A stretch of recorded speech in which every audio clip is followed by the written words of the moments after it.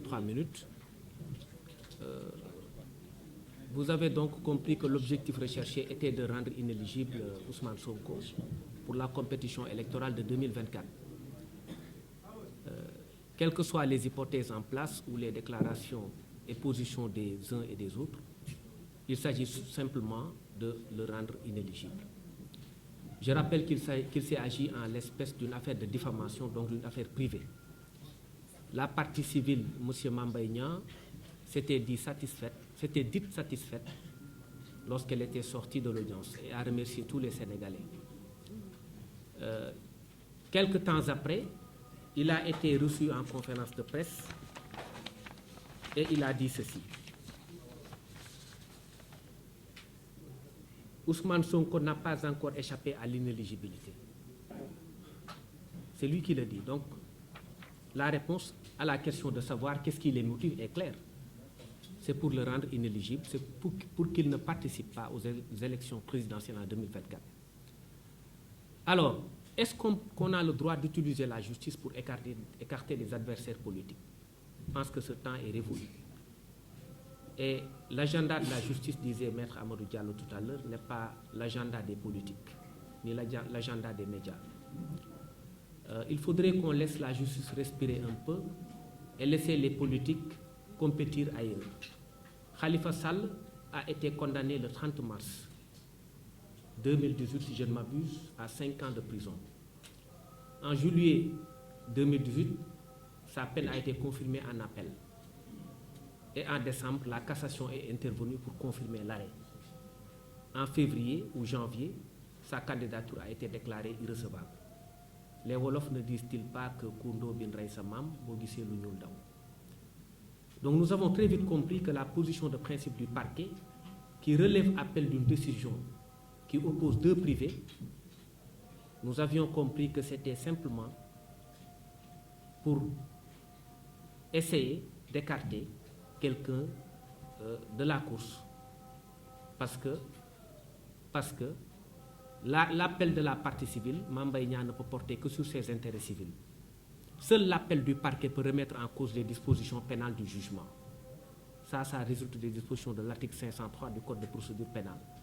Or, si seul l'appel du parquet, s'il est vrai, peut remettre en cause les dispositions pénales du jugement, seul cet appel du parquet peut permettre de corser la peine.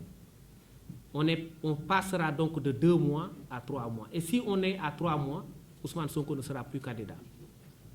S'il est condamné en appel à 3 mois, c'est-à-dire 1 mois de plus, il ne sera plus candidat.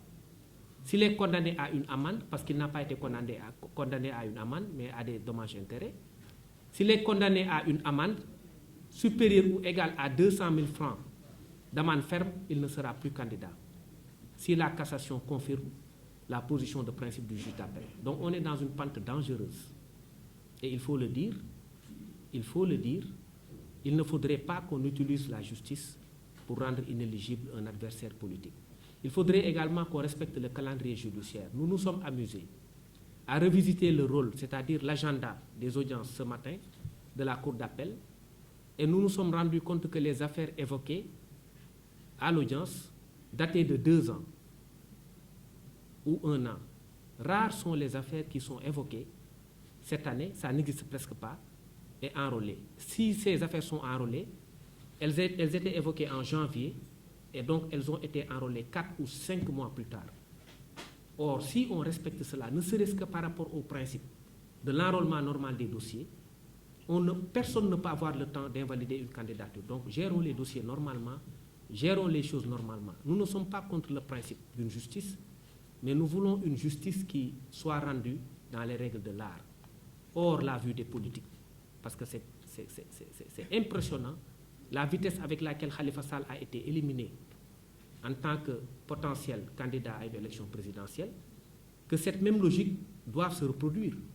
Et donc il y a fort à craindre que dans les meilleurs délais, l'appel soit enrôlé, que la peine ne soit aggravée et que la cassation ne confirme cela pour qu'en définitive, le président Ousmane Sonko ne soit pas candidat à la compétition électorale de 2024.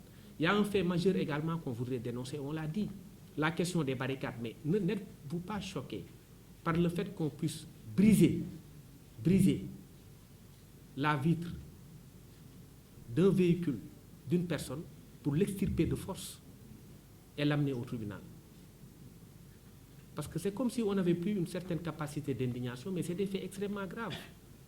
Quelqu'un qui se rend au tribunal, vous accordez vous-même la liberté de briser sa vitre, de le faire sortir de force et de l'amener à comparaître au tribunal pour un dossier de droit commun de diffamation, sans mandat d'un juge, sans ordre de quelque autorité judiciaire que ce soit, et vous vous permettez ensuite de barricader son domicile et de l'empêcher d'exercer sa liberté d'aller et de venir.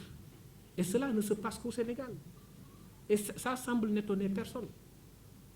Et donc ce sont là des violations graves des droits humains qui aujourd'hui devraient être sanctionnées. Et sous ce rapport-là, nous avions déposé des plaintes, aujourd'hui restées sans suite au parquet de Dakar. Je voudrais juste vous donner deux exemples. Le dossier de Souleymane Teliko. Ce dossier a été évoqué le 2 avril 2021. Il est mis en délibéré pour le 18 avril 2023. Donc 2 ans, jour pour jour. Le dossier de Barthélémy Diaz, il est pendant depuis presque 10 ans ou plus. Alors pourquoi veut-on? Parce que simplement on veut écarter un adversaire politique de la part de la partie civile, faire accélérer les choses, dans quelques mois, 1 mois ou 2 mois, juger l'affaire, dans 3 mois, 4 mois, juger l'affaire en cassation, appel, cassation, élimination.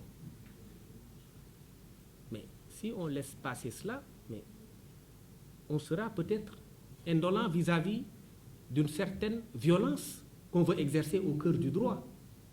Ce n'est pas tolérable. Et donc, je pense que tout a été dit par mes excellents confrères. Pour le reste, j'ai essayé un peu de résumer les choses. Je pense qu'on peut ouvrir les questions. On peut en prendre 3 pour vous permettre d'aller observer la coupure du jeûne. Merci. Tu as résumé.